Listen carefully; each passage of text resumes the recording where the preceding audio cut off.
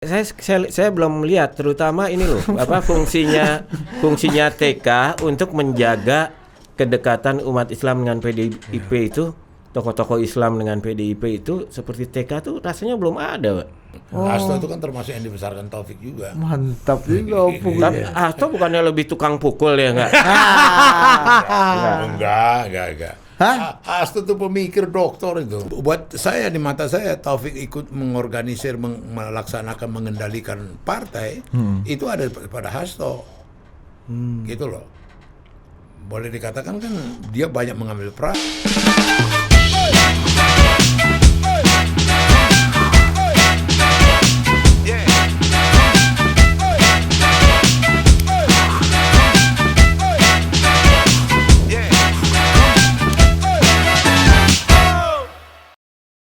Oke, welcome to Total Politik. Jumpa lagi di acara Total Politik yang paling berbahagia.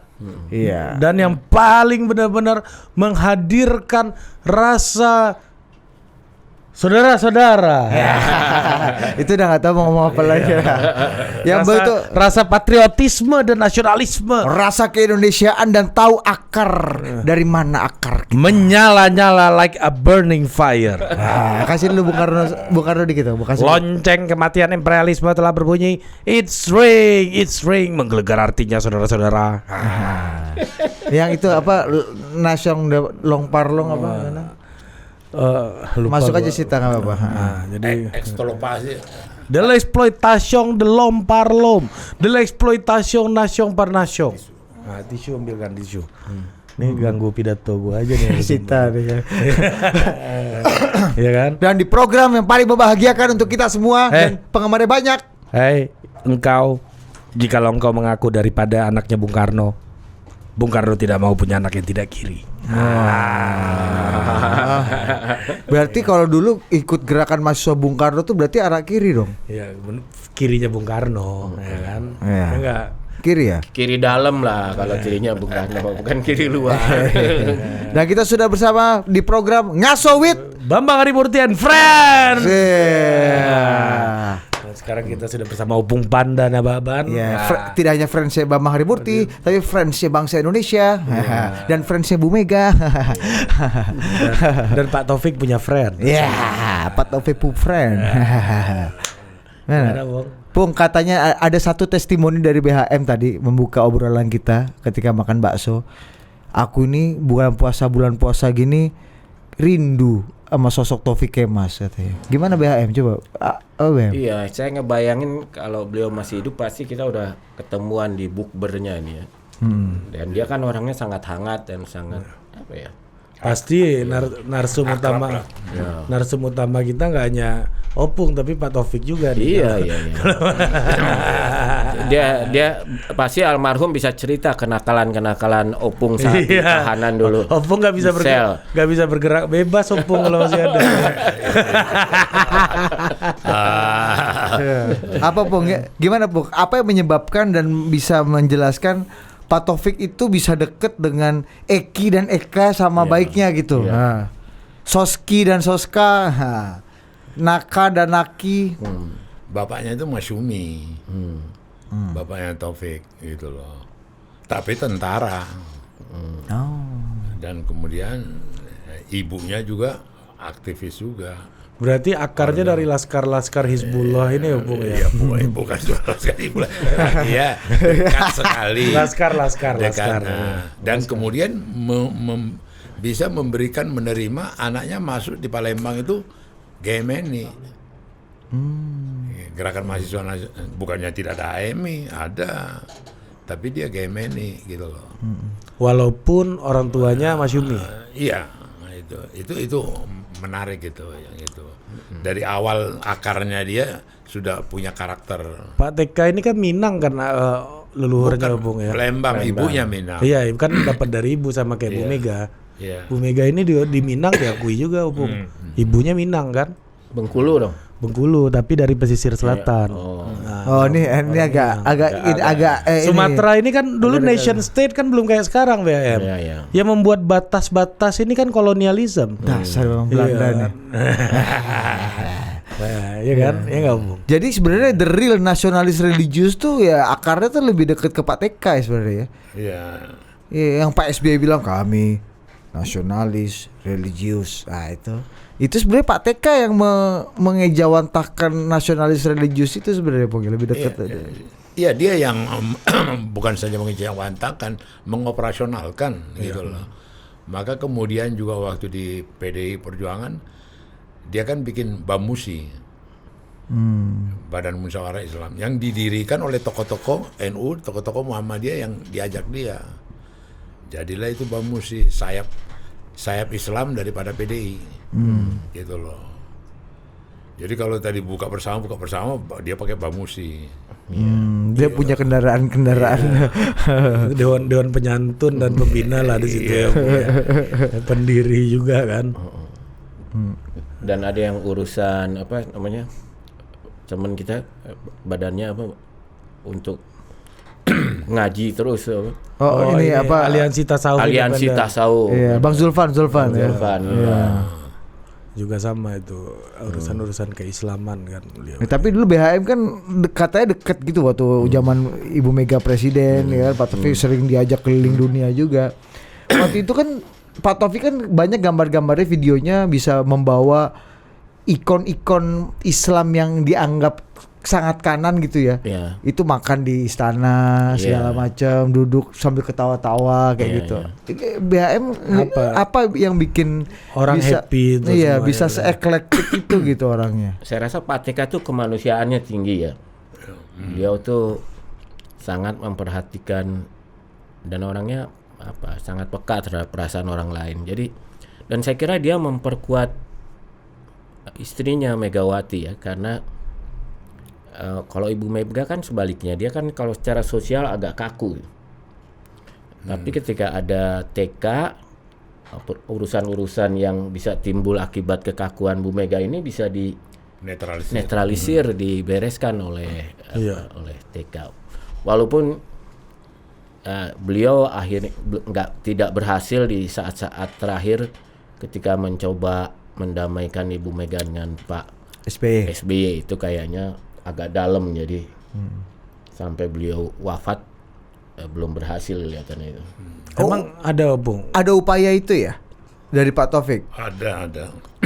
Ya itu juga salah satu alasan dia terima itu ketua MPR. Dengan harapan ada rekonsiliasi. Itu kan waktu presidennya SBY. Waktu Demokrat menang pemilu ini ya, Bung ya. 20% Jadi ini kalau kan. kita lihat 3 puncak kekuasaan dalam politik kita, presiden, ketua DPR, ketua MPR, kurang elok lah seluruhnya diambil SBY gitu loh. Jadi satu itu Taufik gitu loh.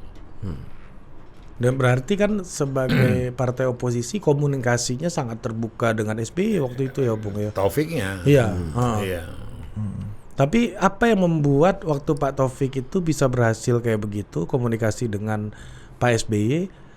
Bedanya sama sekarang. Bahkan sekarang tidak hanya oposisi yang kesulitan berkomunikasi dengan Bu Mega gitu, tapi juga internal koalisi pun juga komunikasinya nggak begitu cepat dengan Bu Mega hari ini gitu. Kalau dulu kan cepet kan. Iya. Hasan Nasbi pernah bilang bahkan di kemarin. Sekarang ini PDI Perjuangan tuh kalau nggak mau dibilang kaku tuh ya sangat kaku dalam berkomunikasi ya. Iya. Dan sayangnya lagi-lagi selalu ada notes. Sayangnya nggak ada Pak Taufik Kemas. Iya. Ya, artinya dulu kan kecepatan agak tinggi nih, CC tinggi nih Pak Taufik. Iya, dan aku agak ingat Opung, masih ingat nggak? Kalau nggak salah ya Mas Bambang ya, menjelang pemilu 2009. Waktu itu Pak Taufik dan Pak Surya Paloh. Surya Paloh ketua Dewan Pertimbangannya Golkar. Ya. Itu keliling Indonesia untuk kampanye bersama. Masih ya waktu itu Opung ya. Ke stadion-stadion mengumpulkan massa. Jadi kampanye Golkar dan PDI. Waktu itu. Mega Akbar ya. Enggak, itu zamannya Pak JK ketua umum dan menjelang pemilu 2009 Mas. Itu lagi-lagi nih Pung. Gimana Pung? Itu tadi tuh.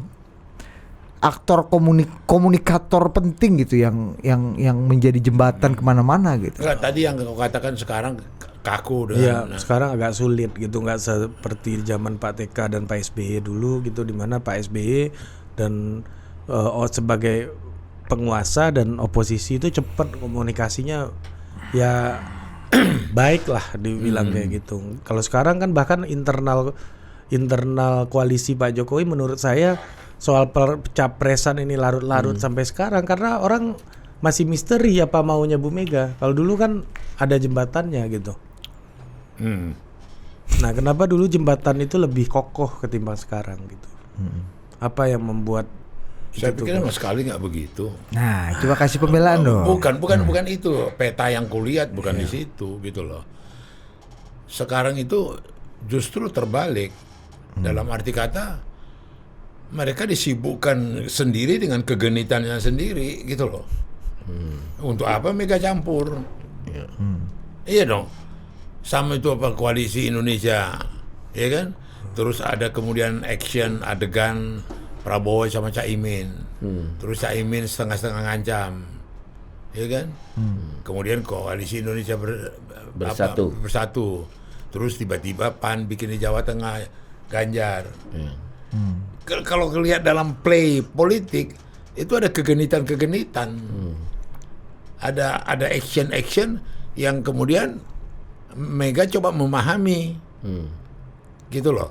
Artinya jangan kemudian jadi Mega yang dikambing hitamin, kemudian Mega kaku, Mega tak bisa. Ya bagaimana mau bisa orang genit-genitnya bukan main. Kayak misalnya waktu itu Pak Sekjen Hasto Kristianto, Dr. Hasto Kristianto ini kan yang bilang kami tidak akan mau berkoalisi sama PKS dan Demokrat. Nah, satu tutup pintu. Dulu kan nggak mungkin semarah-marahnya Bu Mega sama Pak SBY. Pak Taufik pasti tetap rangkul-rangkul. Tadi Opung cerita terima ketua MPR. Kemudian Pak Hasto juga keras betul dengan Nasdem misalnya kan. Ya, biru keluar. Kita nggak mungkin. Jadi bahasanya bahasa tutup pintu gitu. Sama ini dulu apa? Namanya Pak Hasto juga bilang kami nggak perlu nari-nari karena kami bisa maju sendiri gitu. Pak Hasto juga yang bilang kayak gitu. Agak sulit membayangkan Pak Taufik melakukan hal itu. Kalau yang lain kan genit-genit itu karena nggak cukup kursinya gitu kan, ya harus genit. Iya kan, kalau cukup mereka juga anteng juga, biarin aja gitu loh. Nah sekarang problemnya apa sekarang? Nah problemnya komunikasinya dulu kalau kata BHM kan lebih cepat gitu kan tadi kan. Ya itu yang dibilang kita kehilangan. Nah, kita akui itu dalam arti kata komunikator politik. Nah gitu. Pertanyaannya kenapa dulu apa kekuatannya Pak Taufik dulu gitu sehingga komunikasinya lebih cepat. Pergaulannya, fleksibilitasnya, ya kan, rangkulannya, perhatiannya. Ya dia punya karakter lah. Dia punya dan bisa diterima. Sama dengan siapa? Tokoh apa tuh bukan sebelum siapa ini Bisri apa Haji siapa yang sempat ditahan dulu siapa? Tokoh apa? Amin Rais. Bukan ulama yang sempat di Solo. Oh ini Abu Bakar Bashir. Abu Bakar Bashir, ya kan? Itu kan Taufik datangin. Iya kayak gitu. Pas ekstrim itu kan? Lo iya Taufik datangin gitu loh. Silaturahmi gitu loh. Urusan dengan apa ya urusan pemerintah lah itu. Tapi kalau aku secara pribadi, secara apa gitu loh. Dia lakukan itu gitu loh. Punya apalah dia style yang dalam apanya dia mencoba menjembatani, menciptakan kedamaian gitu loh. Nah, komunikasinya dengan SBY dulu terbangun itu gara-gara apa, Bu? Kan sebelumnya kan bukan sebenarnya kan dia dibikin SBY sebagai pemantik yang kemudian keluar komentarnya Jenderal anak kecil, iya kan? Tapi kemudian bisa jadi berteman mereka. Nah, itu gimana itu? Ya itu style dia lah, dia punya gaya pergaulannya segala macam. Artinya Pak Taufik bukan orang yang pendendam dan sangat mudah memaafkan gitu, Pung. Jadi harus kita akui bahwa sebenarnya kalau lihat sakitnya dia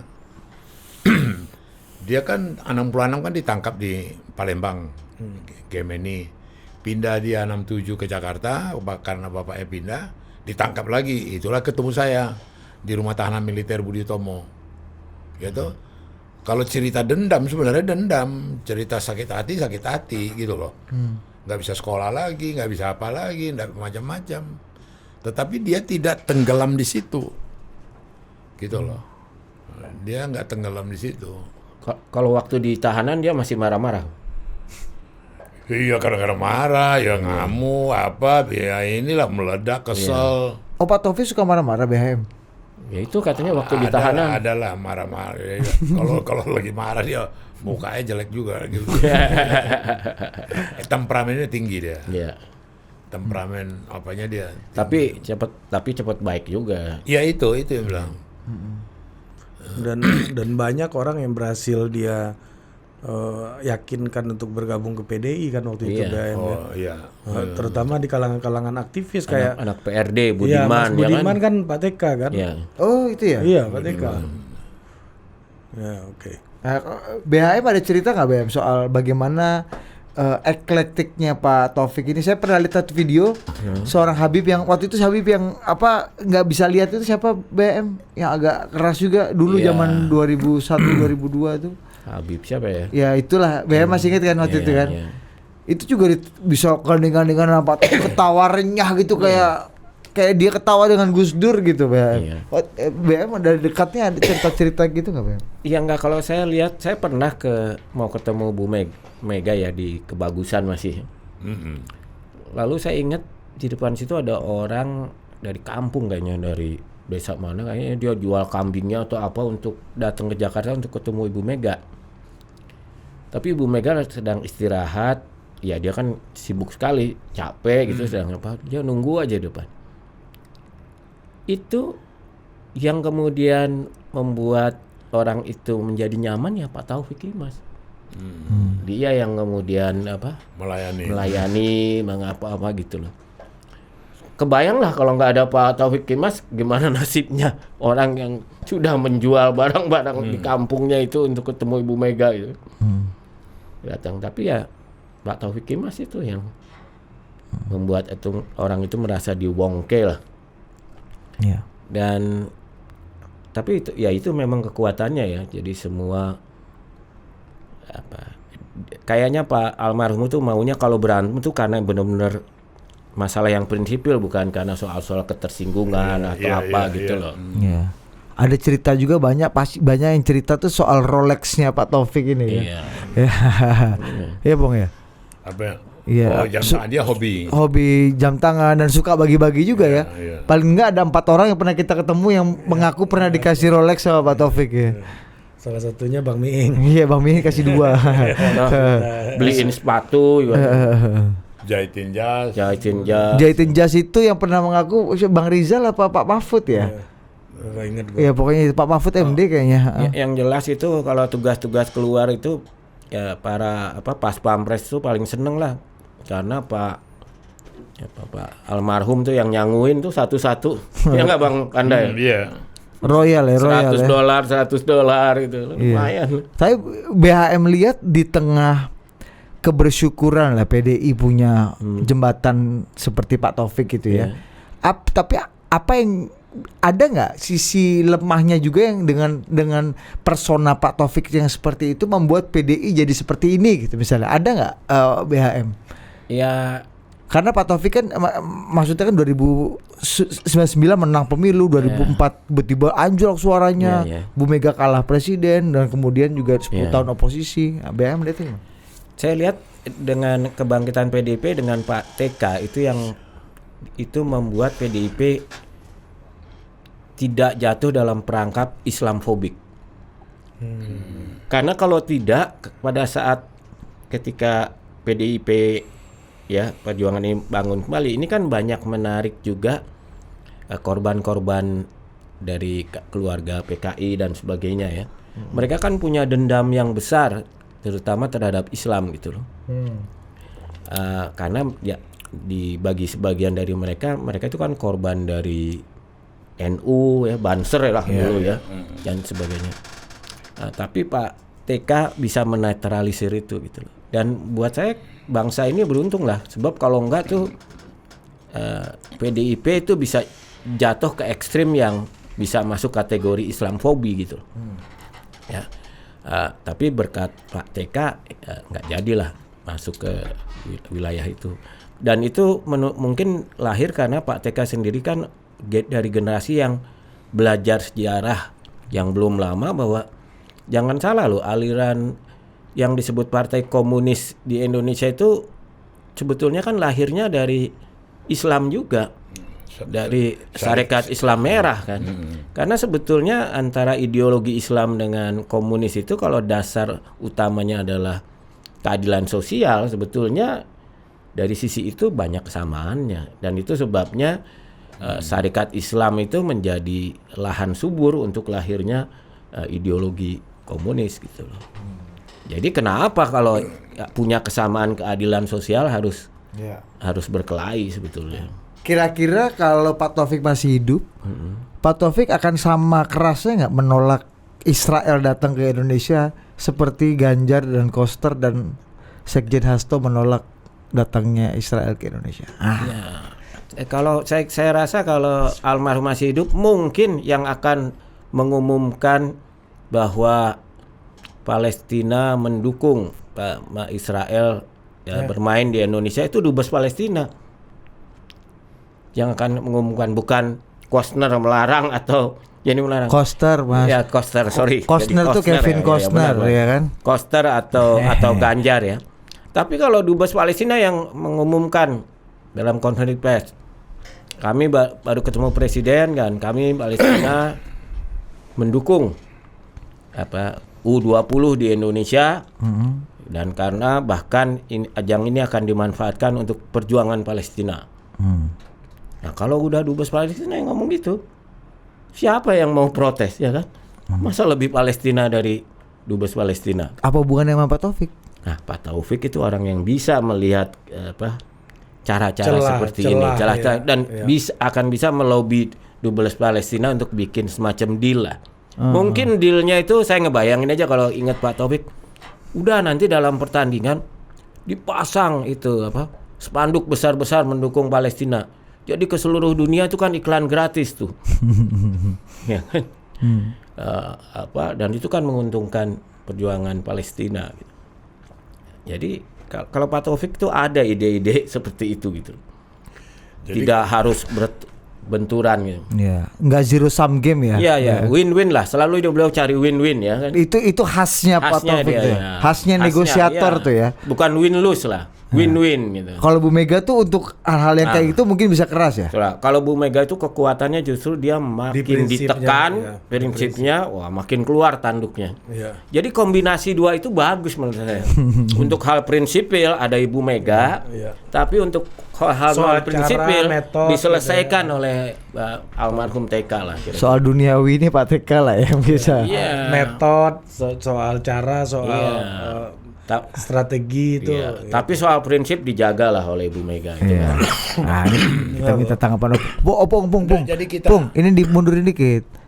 Di atas ya. Bukan. Ari dulu benerin deh. Nah, kita intervensi dulu nih. Nanti dimasukin aja di roll nih ini nih. Iya, mantap nih kan. Jelas kan suaraku kan? Mantap kan? Itu yang membuat Oppo dari ragu-ragu. tadi yang kita bincangkan itu, apa sih kata Oppo? kekayaan Indonesia ini punya tokoh-tokoh. Iya. Ada dulu Gus Dur, iya kan? Ada model kayak Lopa, ada Taufik Imas dengan 4 pilarnya. Dia kan terkenal kan 4 pilarnya. Itu Pak Taufik punya legacy itu. Iya dong, iya kan? Artinya kita kaya lah, dan banyak contoh lah yang kita bisa pakai dalam percaturan politik itu loh. Itu aja.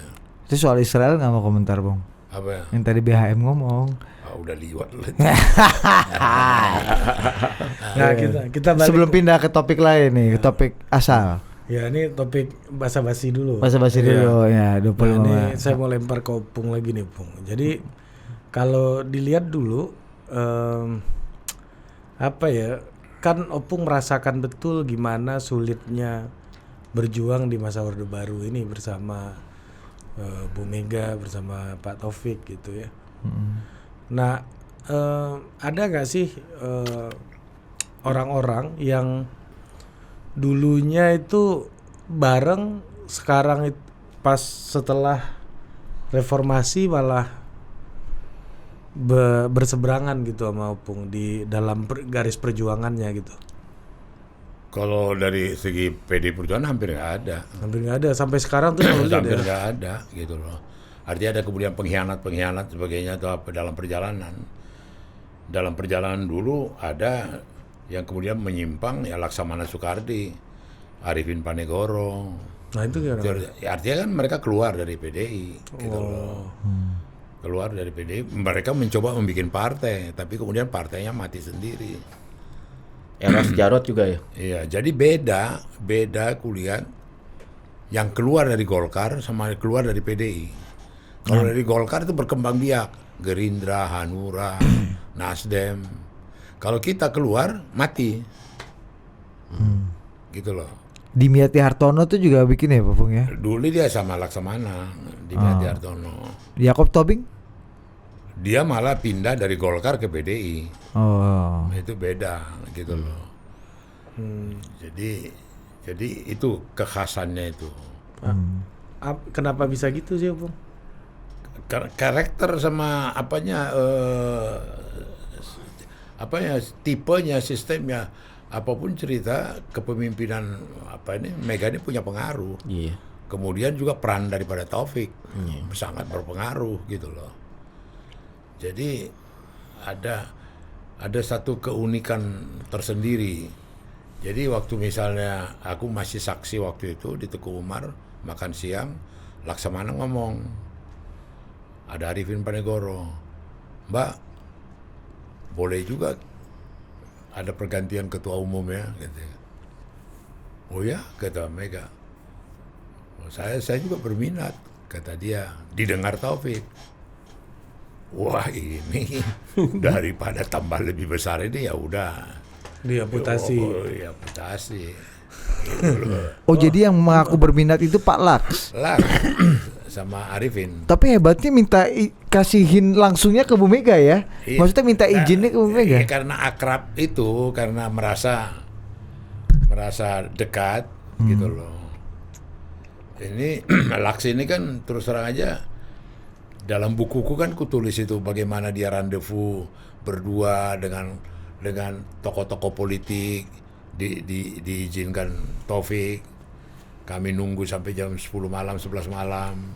Orang itu 2 pulang. Kami nunggu di teras sama Taufik sambil ngopi, sambil ngerokok. Aku sampai bilang sama dia, hebat kali kau. Sabar betul lihat binimu dibawa orang. Aku aja, iyalah Pan, katanya. Itu kesabaran revolusioner. Itu true story. Itu kenyataan gitu loh. Jadi ya benar yang dikatakan tadi kombinasi mereka dua. Iya. Gitu loh. Nah, Bahkan PDI yang ditinggalkan PDIP pun mati kan? Iya. Iya, itu tadi yang PDI yang Suryadi. Iya. Mati sendiri. nah ini menarik nih. Artinya ada gitu suara-suara walaupun bentuknya bercanda atau metafor lain gitu ya, untuk menyatakan keinginan terbuka menjadi ketua umum Partai Demokrasi Indonesia Perjuangan berarti ya, Bu? Test the water ya. Iya waktu itu ya. Aku saksi waktu itu. Aku dengar sendiri. Itu 2000 berapa Pung? Setelah Bu Mega presiden pasti kan? Apa ya? Itu masih udah zaman SBY itu. Tahun 90 berapa. 2000. Setelah 2004 lah ya. Iya, itu. Sebelum Kongres Bali ya? Iya. Di Kongres Bali lah si Arifin Panegoro bikin gerakan. Waktu itu di Kongres Bali lah, itu maksudnya forum itu mau dipakai untuk kudeta gitu, untuk ini mengambil over. Nggak tahu mayoritas tidak setuju gitu loh. Apa yang bikin Arifin dan Pak Laks itu, termasuk kayaknya Pak Roy juga ya, Roy Janis ya, Roy Janis. itu quote unquote ya nekat mau menggunting orang sekuat Mega gitu, Pung? Kalau aku alasan ke saya, banyak hal yang mereka nggak suka dengan Taufik. Oh, jadi karena faktor Pak Taufiknya malah? Ya, campur tangan Taufik. kewenangan Taufik, apanya Taufik kayak gitu loh. Kalau yang dipakai ke saya, dalih itu. Dan Taufik tahu itu. Dia nggak disukai dengan cara-cara begitu gitu loh. Itu apanya. Iya. BHM gimana? Ngelihat tadi tesisnya Opung, bedanya sama Golkar, pensiunan Golkar bikin Hanura mantap. Pensiunan Golkar bikin Gerindra mantap banget. Iya. Pensiunan Golkar bikin Nasdem oke. Bahkan yang belum pensiun pun bisa bikin KLB kan. Iya. Iya kan? Kalau di PDI ini kan jalur resmi pun tewas kan, jalur resmi kan. Gimana Mas? Apa yang bikin itu? Tapi ya kalau menurut saya tuh TK tuh sebetulnya dia, kalau PDIP kan kita anggap sebagai apa ya, turunannya PNI ya. Tapi kalau menurut saya TK itu bukan seorang PNI dalam arti kata PNI seperti itu. Dia tuh seorang Soekarnois. Jadi dia itu ingin PDIP itu partainya Soekarnois. Jadi mau mungkin ya kayak Eva Peron gitu ya. Bukan partai yang biasa lah, partai kader biasa gitu loh.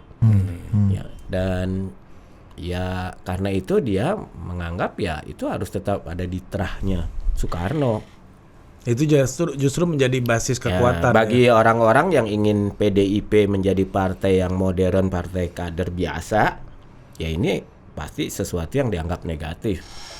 Ya, dan apa ya, TK pasti akan berusaha mengamankan PDIP agar tetap sebagai partai Soekarnois, karena kekuatan itu yang nggak dimiliki oleh kompetitor lah gitu ya kira-kira. Iya, jadi ya, ideologinya tuh ideologi Soekarnois lah gitu loh, bukan hal yang generik gitu. Kan kayak Pak Mas Eros kan bikin partai juga PNBK, Partai Nasional Bung Karno, kurang apa kan? Iya, nah itu juga Tiwas juga kan? Iya, nah, kalau itu juga saya kira ada urusan non ideologis antara persaingan keduanya lah ya.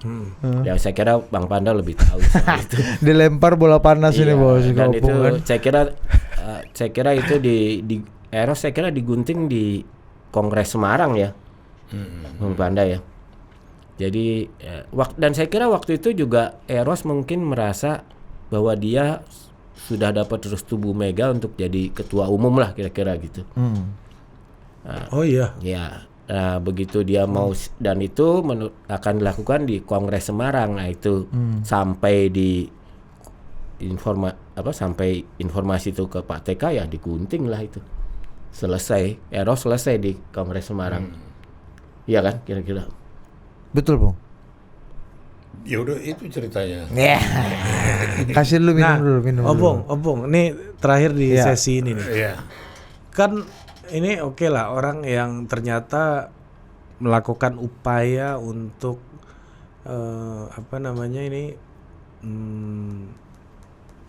mengambil alih PDI gitu. Seperti halnya sekarang ada partai yang sampai di pengadilan masih PK. Iya. Jadi upaya akuisisi partai ini kayaknya dalam sejarah politik kita itu selalu terjadi lah gitu. Digunting dari dalam ya. Digunting dari dalam karena dulu PDIP kan hasil dari itu juga. Iya, PDIP kan hasil dari pengguntingan. Iya. Kan? Nah, tapi gini Bung ya, yang menarik juga diceritakan dulu kan PDI ini basisnya bukan teknokrat. Seperti halnya Golkar atau Masyumi gitu ya, yang banyak teknokratnya gitu. Masyumi ada orang-orang kayak Pak Yusril gitu misalnya, profesor gitu misalnya kan. Nah, PDI kan basisnya bukan teknokrat. Oke, di level elit kita lihat memang ada wajah-wajah terpelajarnya juga banyak gitu. Tapi kan bukan partainya teknokrat seperti Golkar yang sudah teruji di birokrasi gitu lama gitu.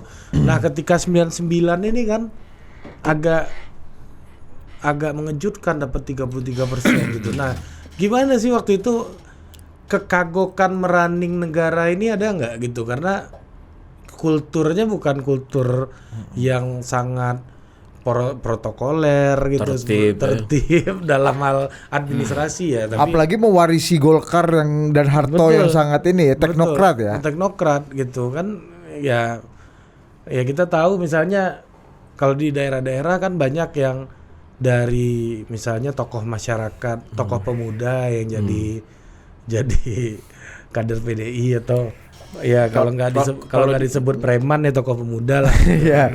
Nggak usah gitu, kan Bu Mega sendiri yang cerita. Iya. Zaman aku 99 itu bingung kita cari orang. Iya. Ada preman, ada tukang sound system, ada supir bus ya kan, Bung. Ceritanya gitu kan. Ada teman saya, Pak Said itu, dia jadi ketua DPRD Bogor. Dia itu pemilik ini warung soto di stasiun kereta Bogor. Karena image-nya uang cilik ini kan ya. Nah, yang punya masa agak banyak itu saya dapat cerita Opung, ketua DPRD Bali gitu.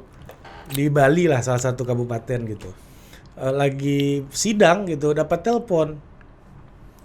Iya kan saya sudah bilang motornya jadi besok, dia punya bengkel. Masuk mikrofon.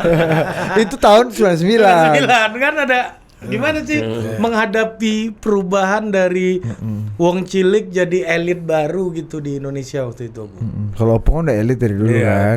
Nah, jadi begini, sebelum ke situ harus kita lihat dulu ada karakteristik tersendiri. Tadi pertanyaannya bagaimana partai ini menjadi besar, kemudian partai ini diminati, kemudian apa itu apa yang menjadi rohnya, ya ini mereka itu secara ideologis Soekarno, gitu loh.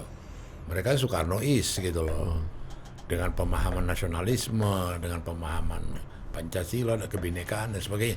Jadi itu dulu yang membuat satu menjadi tidak heran sampai 33% tadi, gitu loh. Ada proses yang kemudian mereka itu dari karakternya, dari dia punya behavior, dari punya apa itu ketemu. Nah, bahwa itu tadi itulah pemicu utama partai ini mau tidak mau melakukan sekolah partai. Itu udah 19 tahun yang lalu, itu 15 tahun yang lalu itu waktu dicanangkan Mega di Istora bahwa perlu aja sekolah partai. Ya bayangkan tukang tempel ban bisa jadi yang ketua DPRD. Betul itu, Bu. Ada, Bu. Ada. Gitu, tukang itu ada gitu loh. Karena mereka yang paling militan dulu melawan rezim Soeharto. Iya. Gitu loh. Mereka paling berani, yang punya nyali, hadapin Kodim, Koramil gitu loh. Itu apanya. Nah ternyata kan mengurus negara ini butuh skill Iya, dan pengetahuan. Iya. Maka itu dibikin sekolah partai gitu loh. Dan akhirnya banyak ketangkep KPK juga akhirnya. Iya, karena nggak ngerti orang administrasi. Mas, apa jangan-jangan itu yang membuat suara PDI dari 33-34% anjlok jadi sekitar 18% pada pemilu 2004? Iya. Berapa Pung? 18 kan kalau nggak salah 2004 tuh ya? Ya macam-macam faktor. Ya sekitar gitulah. Apa Mas? Ya saya pikir begini. Karena teknokrasinya. Meskipun tapi kabinetnya juga, Bu Mega ada Pak Budiono, ada Pak Doroyatun, ada teknokrat top. saya kira itu sialnya Ibu Mega itu, dia dapat kesempatan jadi presiden pada saat kondisi sangat sulit di Indonesia ini. Ya kan habis jadi sehingga ingat kan sampai harus menjual BUMN, Indosat apa segala macam untuk negara nggak punya uang lah pada saat itu. Krisis gitu ya. 98. Ya, dampak dari krisis itu semua. APBN masih 200 triliun kali. Iya. Jadi 200. Jadi ada kesan jadi ada dampak masyarakat lihat loh kok di bawah pemimpinan PDIP keadaan tidak lebih baik gitu loh. Padahal siapapun yang menjadi pemerintah saat itu pasti susah lah. Karena bandinginnya waktu Orde Baru dapat oil booming dan segala macam itu kan. Iya. Jadi itu menurut saya ya itu sialnya Bu Mega lah jadi presiden pada saat sulit. Di situ aku nonton pertama kali tuh talk show politik. Lupa di TV apa ya? Kalau nggak salah di TV 7 dulu. Gus Dur berdebat keras dengan politisi PD Perjuangan namanya Pandana Baban. Padahal- Makanya ujung-ujungnya gini, makanya pilih kami PDI. Udah jelas ini. Gitu dulu Bang Gebrak. Kasih dulu Gebrak meja di tipis-tipis ini Opung. Masih ingat aku Pung. Si kecil aku nih masih belum pipis, belum lurus segala macam. Belum seks bebas dia waktu itu.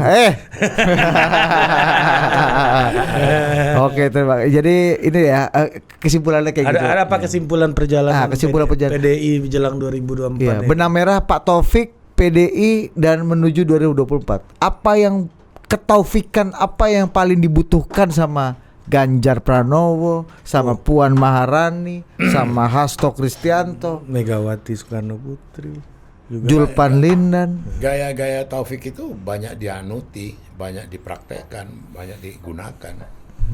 Itu kelihatan itu dari penampilan apa mereka gitu, tokoh-tokoh PDI Perjuangan. Artinya sudah lebih fleksibel, sudah lebih apa, sudah tidak lagi ada kekakuan gitu loh. Dan kelihatan tuh pengembangannya kelihatan gitu loh. Siapa yang paling Taufik sekarang siapa, Bung? Yang paling apa? Yang paling Taufik siapa di PDI sekarang? Yang Titisannya Taufik yang lah. sama sih enggak, tapi Iya. menurut Opung nih potensial gaya mainnya agak mirip-mirip. Iya, kan gitu. kita tahu nih, wah nih Messi nih Maradona muda, gitu-gitu lah. Iya, walaupun ya pasti nggak sama. Pasti nggak sama, Iya, tapi iya. tipikal gitu. Oh, tipikal dia. Iya. Iya, yang Taufik banget nih siapa nih? Menuju Taufik lah, hampir Taufik lah. Atau masih jauh tapi nanti menuju. kalau aku ngomong nggak fair nanti. Lah ya, ini Nggak pendapat apa-apa. pribadi. Iya, pendapat Opung. Atau BHM dulu, kasih BHM. Siapa yang paling Taufik Saya, sekarang? saya belum melihat terutama ini loh apa fungsinya TK untuk menjaga kedekatan umat Islam dengan PDIP itu, tokoh-tokoh Islam dengan PDIP itu seperti TK tuh rasanya belum ada, Pak. Bang Pandai ya. Kalau tokoh ya ada Hamka Haq, ada Profesor Hamka Haq. Iya. Dia ketua Bamusi sekarang. Iya. Intensitas dia kuat juga hubungan dia Iya. dengan tokoh-tokoh Muhammadiyah, tokoh-tokoh NU. Jadi yang paling Taufik Hamka Haq sekarang menurut Op. ya enggak juga dalam nggak hal- bisa hitam. Dalam hal eklektik, membangun jembatan, Iya. tidak hanya ke Islam ya Iya, BHM. iya. Pak Taufik itu kan ke ekstrim mana Iya, aja dia bangun jembatan gitu kan. Ada juga sama Hasto itu. Hasto juga. Hasto juga Iya gitu. dong, iya dong. Hasto itu kan termasuk yang dibesarkan Taufik juga. Mantap juga Opung. Tapi Hasto bukannya lebih tukang pukul ya enggak? Enggak. Hah? Hasto itu pemikir doktor itu. Iya. Oh, jadi kita kasih judul gini ya. Hasto adalah Taufik apa gimana? Apakah Hasto adalah Titisan Taufik. kelanjutan dari Taufik Kemas? Gitu ya. Ini penjelasan Pan dan Ababan. Nah, gitu judul itu gimana? Iya. Oke ya. Boleh. Gimana? Setuju gak sama Opung? Oke. Sebetulnya aku nggak setuju tapi aku dukung kalau itu diangkat. Bukan, alasanku sederhana. Apa ya? Bukan melihat. Kami nggak kenal Pak Hasto soalnya. Ya, kami belum pernah ngobrol. Bukan melihat Hasto pribadinya. Duh. Posisi sentralnya dia sekjen itu membuka peluang dia bisa melaksanakan apa-apa pemikiran daripada Taufik. Loh, enggak artinya. Iya. Kalau Hasto bukan sekjen beda. Iya. Karena dia sekjen, dia kan sekarang motor organisasi kan dia, engine-nya kan dia sekarang. Mantap. Iya kan? Nah, implementasi daripada yang ada pada Taufik itu, implementasinya ada pada dia gitu loh. Apa kualitas apa misalnya, Bu? Iya, yang Banyak lah. dimiliki Pak Taufik ada di Mas Hasto. Loh, buat saya di mata saya Taufik ikut mengorganisir, melaksanakan, mengendalikan partai itu ada pada Hasto, gitu loh. Boleh dikatakan kan dia banyak mengambil peran Taufik dalam mengendalikan legacy daripada partai ini. Kalaupun mau dibilang Mega di depan, di belakang layar yang kuat, ya Taufik gitu loh. Nah, Hasto dalam kedudukannya sebagai sekjen, ya kan, Dengan paripurna melakukan itu. melaksanakan itu gitu loh. Politik belakang layar ini ya. Ya. Politik jembatan Hasto juga jago itu, Bung ya. Ya jago lah bergaulnya. Dalam hal ini kan Hasto kita tidak bisa melihat Hasto sendiri. Hasto juga dengan jaringan-jaringan network dia di partai gitu loh. Tokoh sentral setelah Megawati kan sekjen. Itu kan administratif. Loh, Iya. bukan dong, operasional. Iya. Bukan, Keorganisasian. Itu kan apa pemberian apa gimana? Keorganisasian lah. Ya otomatisnya begitu kan. Ya, Tapi itu secara kan- skill itu kan- pas. itu kan inherent menyatu. Iya. nggak bisa dipisah-pisahkan gitu. Iya. Jadi quality jembatan, quality mengelola organisasi, quality komunikasi yang simpatik seperti Pak Taufik itu Hasto, Mas Dan Hasto. dia terus terang pecahkan rekor 2 periode dia sekjen. Itu nggak dialami Alexander Litai, Sucipto Pramono sama Cahyo. Hasto yang pertama ya. Dia 2 periode. Maka waktu dulu ketua Erick Thohir, sekretaris dia Hasto, kemudian bendaharanya si Trenggono, ini kan 2 menteri. Dia nggak mau dilepas Mega jadi menteri.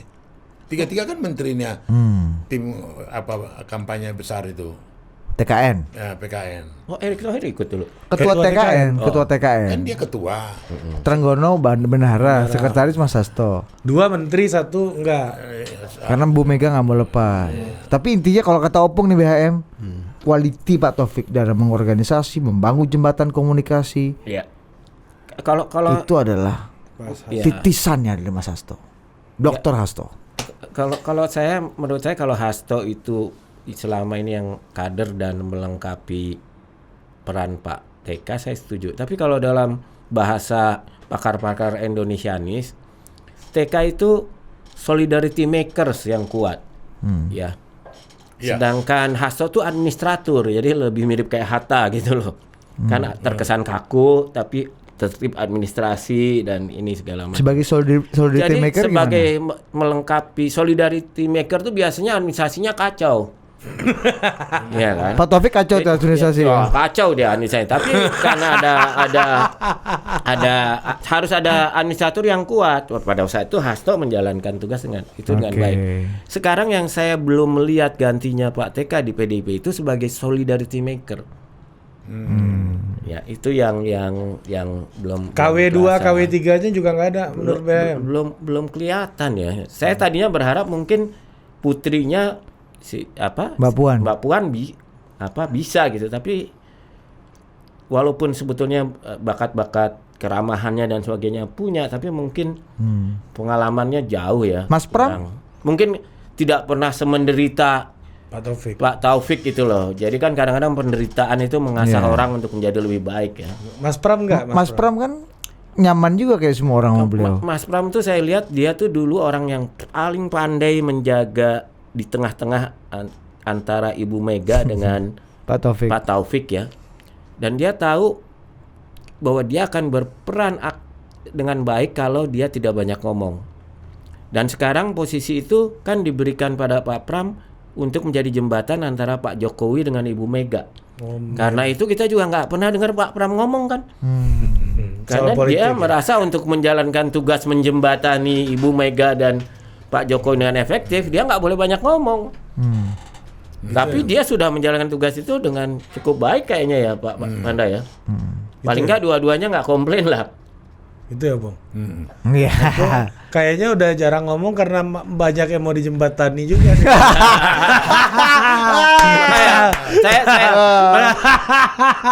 Makanya urusan sepak bola Israel ini, saya yakin yang paling pusing Pak Pram.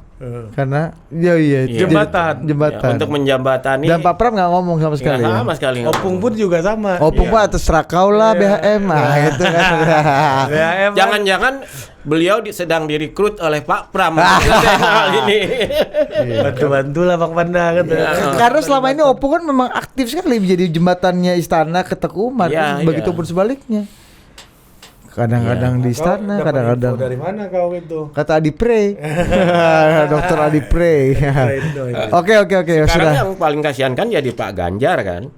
Jadi yang paling kejepit lah di antara masalah ini. Nah, ketawa itu Bang Panda tuh.